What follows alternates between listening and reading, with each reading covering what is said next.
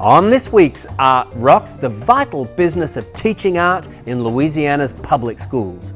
My goal is to give them a skill that will be valuable, and it needs to be immediately valuable because they're millennials and everything is immediate. An artist whose unique process of etching onto photographic surfaces is making a mark. I like to take certain areas that are already standing out from the photograph and create depth with that. The surprising methods of modern and traditional design. Teaching is important because it helps me refresh my ideas. And the restoration and repurposing of Lake Charles's Central School. That's all coming up on Art Rocks.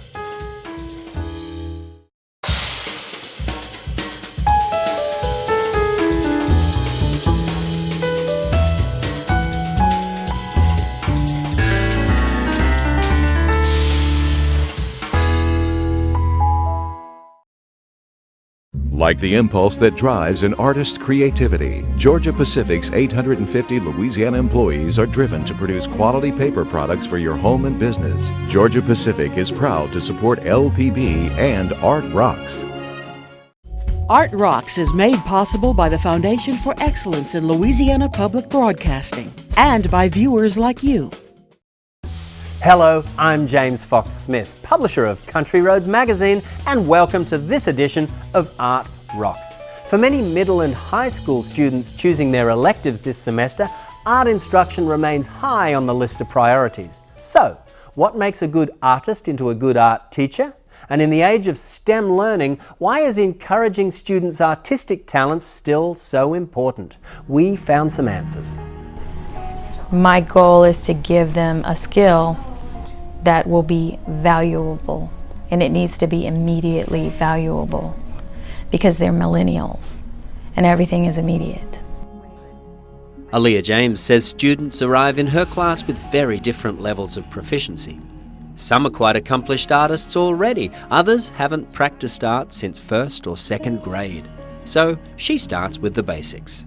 Before we begin drawing three-dimensional shapes, we start with two-dimensional shapes, and we will spend a whole 15 minutes simply creating circles. You got to be able to make the perfect circle before you can make the perfect oval. The circle within the square is the measure of all things.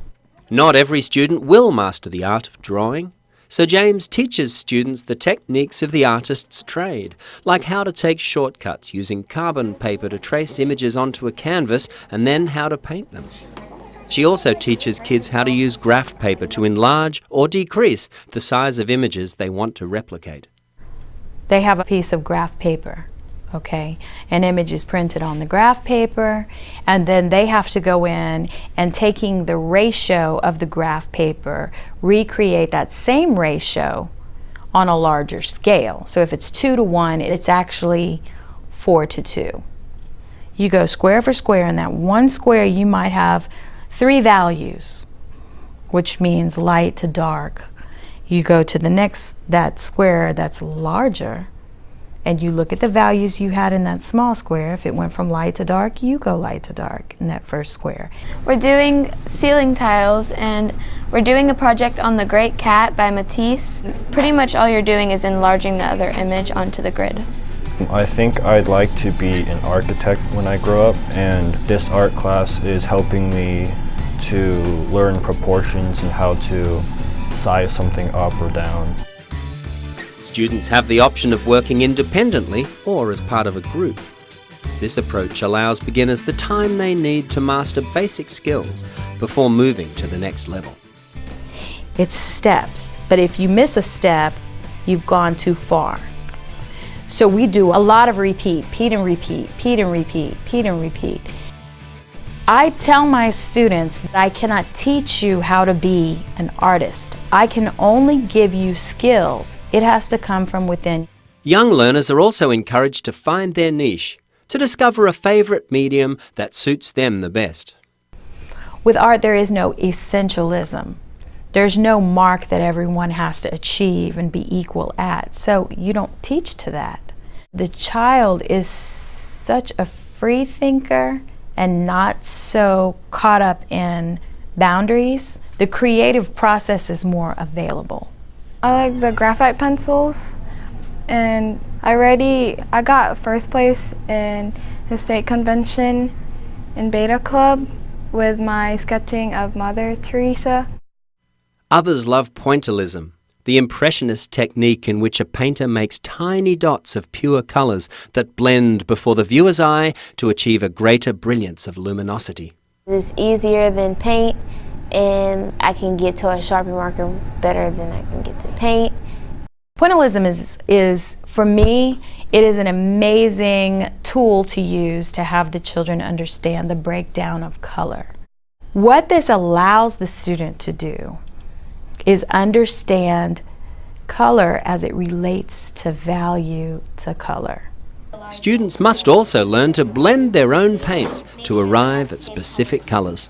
We're learning how to make them into the exact color that we need. So if we have to make like a pinkish red, we have to blend more red and then white. They have to do a 5-step scale. Once they've mastered the 5-step scale, which is light to dark, then they have to turn it into a 7-step scale. And they have to have specific amounts of each color in there. Then we move on to 13. So it just grows and grows and grows and grows. The importance of that is light. To understand how light works with objects and to understand how the absence of light works with objects. Students aren't just working with pens, pencils and paint, they're shaping clay too. First, we went to the hole over there, and a couple of my friends, we dig up the dirt with our hands and just put it in that bucket. I'm gonna refine it. Refining is taking all the weed and grass off. We look at the very practical purposes that clay has been engineered to do. James goes on to explain clay's vast range of uses, giving us everything from insulation for space shuttles to the raw material for the china we eat from. China clay is in its purest form, it's clay in its purest form. They try to remake it, but honestly, the pure China clay is the best you're going to get. And it fires the highest, it is the strongest. And so because it takes such a high temperature to fire, it's perfect for insulating spark plugs. Students have major incentives to do well in art class. Hard work and achievement is rewarded with opportunities to participate in art battles, competing against students from other schools, and even selling their original work. They are given X amount of materials. They have 3 hours to create this masterpiece on a huge board in public. I won, and this painting is about, it's like a forest with trees on it, and then a lake, and then the trees like reflected on the water. I'm kind of competitive because for me, winning means second is the first loser. The purpose of the art battle is not for the child as much as it is for the community. People at large are always floored. They're amazed. They watch those children in awe. I just can't believe that this child is capable of making this. Can you see how talented? Sometimes I just want to scream and say, they're all like that. No matter where you live in Louisiana, opportunities to connect with the arts are everywhere. The trick is knowing where to look. So here's a list of some goings-on coming up around the state.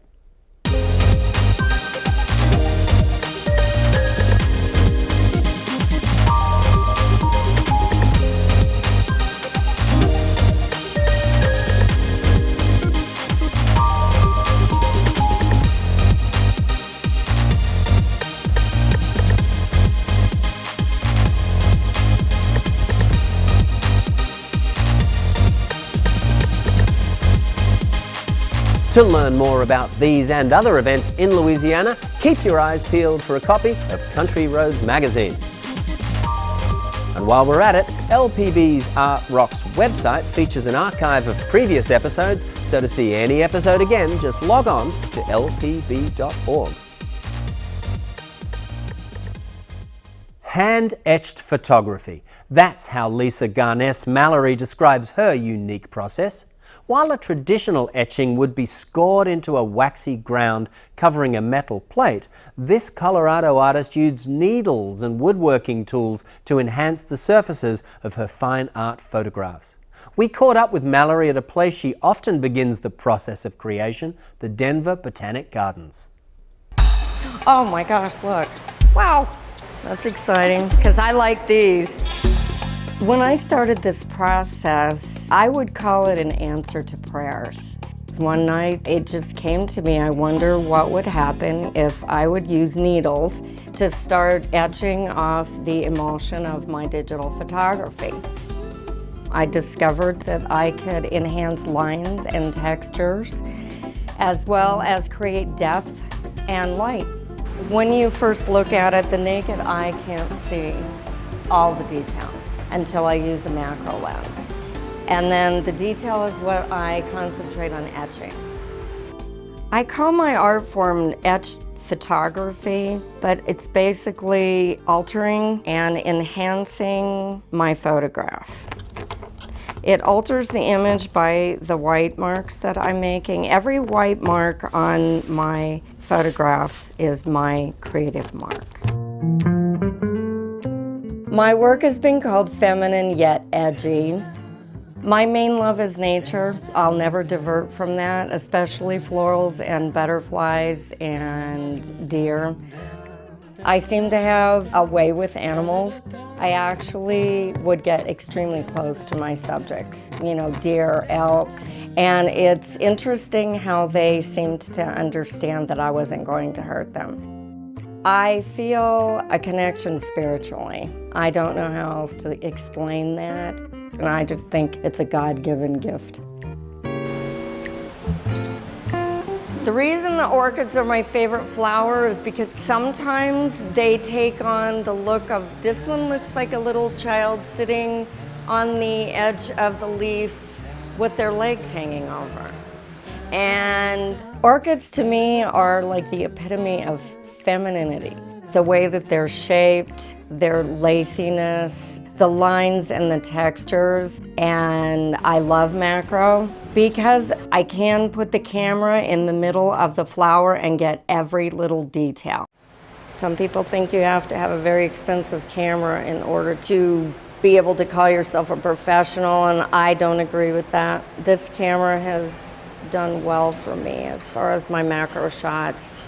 Since my etching involves taking away color in order to enhance the flower, then I try to get a darker shot. The darker, the better. I survived 2 life-threatening illnesses in 2010, and according to my physician, it's a miracle that I'm alive. Half the reason I fought to live was to continue my artist journey. I discovered, because I had a slight brain injury, that I had forgotten how to do my etching technique. So I used the work that I had done prior to my illness to relearn. During the year that I was recovering, my work was juried into my first 2 international shows. So as I was relearning my process, I was also evolving the process. I like to take certain areas that are already standing out from the photograph and create depth with that. So I have to be very cognizant of that, because if I etched everything the same, it would come out flat. I know it sounds maybe a little strange to say that I look at my work like a child in a way, but as I'm working on each piece, I get very emotionally attached to each one, because I know that I'm developing it, and each mark that I make might be some new mark. But my goal is to have each piece go to a forever home. Oh, this is perfect. Another effect that I love, if I can get it on flowers, any breed, is water, because I'll etch around each water drop. Although I classify myself as a fine art photography artist, I'm considered a pioneer in both the fine art and fine art photography mediums. And when I saw my large pieces hanging on the wall of Caribou Art Gallery, it was breathtaking for me. That's the first time that I had ever had my work enlarged that size. It was definitely a milestone in my career.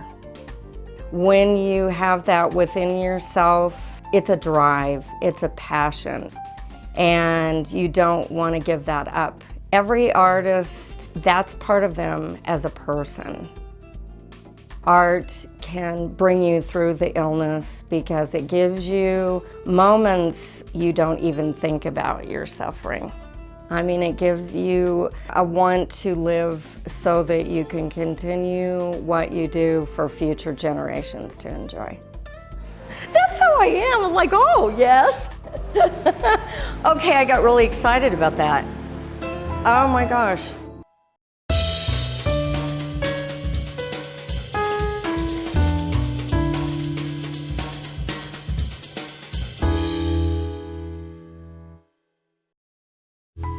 Minneapolis ceramicist and sculpture artist Ernest Miller hand alters his vessels and uses custom glazes to create signature pieces inspired by field landscapes, farm implements and architectural features of his Minnesota home.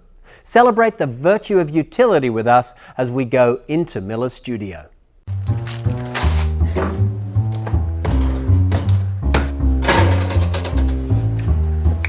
What attracted me to clay was the physicality of working with the clay. As much as it may involve simply sitting at the potter's wheel, and that's what we always see projected, with clay there's so much responsibility. The physicality of moving the clay, wedging the clay, sitting at the wheel, forming, shaping, glazing, into the kiln, out of the kiln. I enjoy that physical engagement.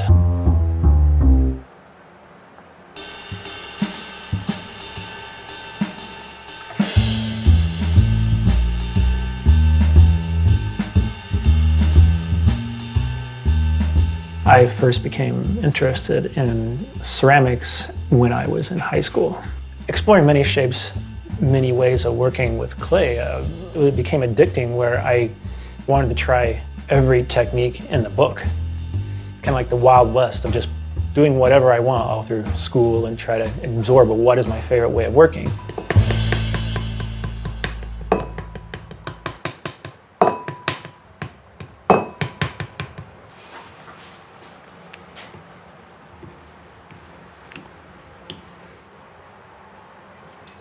This is one of my favorite parts, is the carving. Because the lines start to come alive, these lines start to become sharp from top to bottom. My relationship, we're thinking of it as kind of like a carving wood almost. You can see where it's drying just about right where the clay is falling away.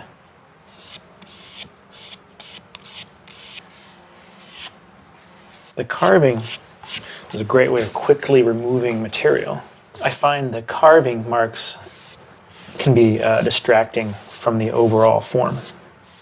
Some of my work still will be left simple and round. Over time, I really felt like I needed to engage the pieces after they've been thrown. The carving, the hand manipulation.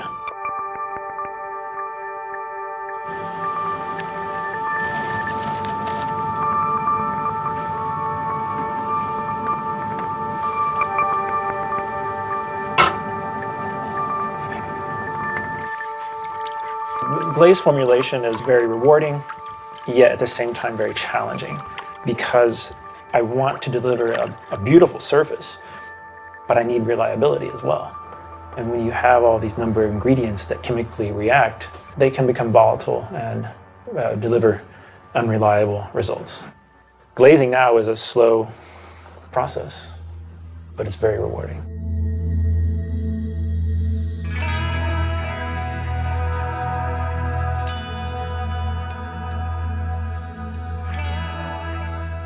I think most of you know this. I like to come across, I'll level the foot. And I left a lot of clay through this area for support. I teach at Fired Up Studios and at the Minnetonka Center for Arts. The type of classes I teach, they can range from very beginner And people also come to me who've had some experience. So this is where having that clay, the right water content, becomes so important. So I can come in and grabbing that handle, press it in there. Teaching is important because it helps me refresh my ideas. And also when I see new students coming to clay, they will approach clay differently than myself. And it keeps my mind nimble. Here's an experiment. I can't say it worked all that great, but it's just to show not all my cups work out. Some like it, not quite me, but it's good to see. I'm kind of chasing making the perfect pot or the perfect vessel. And that keeps me going back into the studio. Maybe someday when I make that perfect vessel that embodies everything that I'm thinking and feeling, maybe I'll be done. I won't make any other pots. But until then, I walk into the studio every day.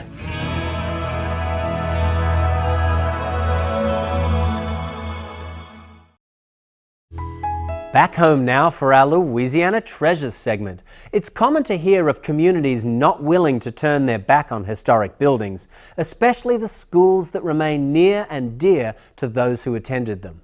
The folks in Lake Charles refused to forget the old Central School, and as a result, today it stands as a gleaming showcase of both past and future. This is Central School. And in Lake Charles, Central School is still being used as an arts and humanities center. It's a wonderful place to learn about your heritage and your history. We're in the east hallway of the second floor, which is part of the Mardi Gras Museum of Southwest Louisiana, which features over 300 costumes used in the pageants and balls of Southwest Louisiana Mardi Gras celebrations. We also celebrate the Courir de Mardi Gras tradition, where masked men and women go into the countryside looking for chickens and ingredients for the Mardi Gras nightly celebration, gumbo or jambalaya or whatever. And it's a fabulous tradition of Southwest Louisiana. The building itself is a 1912 building, a Favreau and Livaday building, and it was designed to serve as an educational center for Central Lake Charles. And when this building was deemed obsolete in the 1990s, the citizens of Lake Charles voted to tax themselves temporarily to purchase the building and to convert it into an arts and humanities center. And that's the purpose it serves today. The ground floor has a learning center. Literacy Council is located here. There are meeting rooms for a community. The main floor has offices for all sorts of arts organizations, plus a theater. The third floor has artist studios where art is being created, where music is being taught, and it's a wonderful, wonderful place to connect with your culture in Lake Charles. This building actually pays for itself. The tenants that use the building actually pay rent to the city to be able to occupy the space. So it's one of the few city buildings that actually has a revenue stream to keep it maintained and beautiful.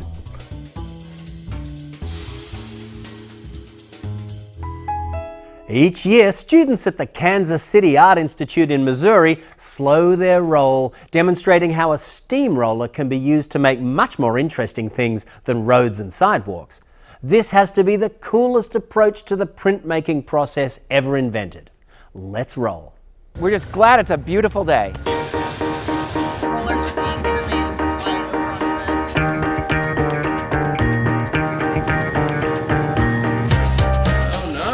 Well, we're doing the road roller event, which is basically a project we do. We grab a whole bunch of blocks and we just kind of carve them, and we come out here, we ink them up, and we use the steamroller over here. We go right through them, and it makes nice relief prints that we can, sell or we can hang or in our school. It's basically kind of what we do here today. Just being out in the community is really, really awesome. Being able to, as a school, coordinate something that's more public and being able to show what we kind of do. We love the fact that the Kansas City Art Institute is such an important part of our artistic community, and we wanted to celebrate it, give it a chance to be down here in the crossroads and bring all that together. It's really, really neat to see the artwork and how delicate and how detailed it is. It's an awesome experience to watch them at work. It's kind of like a breath of fresh air, kind of for us to get away from our class stuff and just kind of focus on what we like to do, which is printmaking. I think it's just a good awareness for the Art Institute and the printmaking department, and it just shows how we can get involved in the community and have some fun. Have the kids have some fun. The theme is presidents and first ladies, so we thought it'd be funny to go with first mistresses instead. This is Marilyn Monroe, who allegedly slept with JFK, and Monica Lewinsky with Bill Clinton. And Eleanor Roosevelt had a lady lover over there, but I don't know her name. I can't remember these guys' names, but they also slept with different presidents. Well, so now we're gonna lay the paper on top of it. We're gonna cut it right to its size. So we're gonna just lay it on top of this. Putting the blanket over so it makes a smooth impression when we roll the steamroller over it. And that firms it up. And then we back over it. Oh, nice one. Beauty. Put in ink on a piece of block with rollers. Did you see these giant rollers? Other people have been doing the paper, handling the printing part, and another person is actually driving the steamroller. So if you look at the history of print, it took about 12 people to pull a print. So each person has a very Ford-like assembly line job in the printing process. So people are inking, people are pulling out the paper, and people are actually doing the pressing. Printmaking generally has been pretty collaborative through history, and so this is kind of just a take back to that, and so it allows us to bring back and be more public with printing. It's a good chance to see the Art Institute students and see what they're doing. All the effort these people put into it. Great experience.